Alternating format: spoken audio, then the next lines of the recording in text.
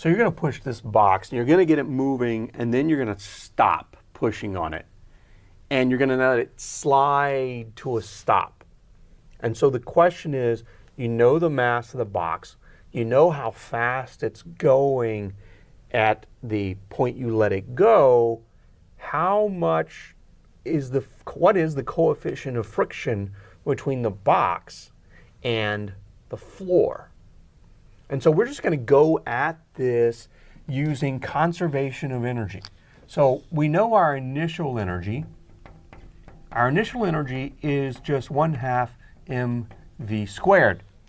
It's all kinetic, no potential, because we're not talking about going up and down at all.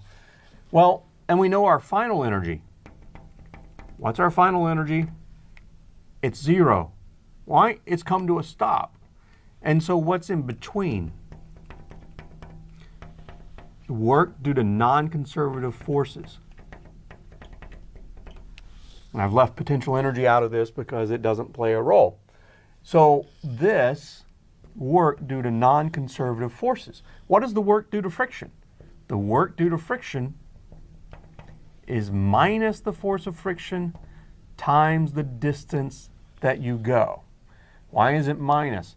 Because the force of friction is always opposite to the direction of motion. So the angle between those two is 180 degrees. Cosine of 180 degrees is -1.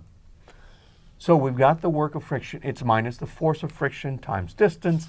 We know the distance. We know the kinetic energy because we know what our mass and velocity are at the beginning. Frictional force minus mu k, which is what we're after, times mg times this distance. And so minus mu k, we're after this coefficient of kinetic friction. Mg and d, well, we know mass. We know gravity, 9.8 meters per second squared. We know the distance, that's 0.899 meters. And so we just put it all together.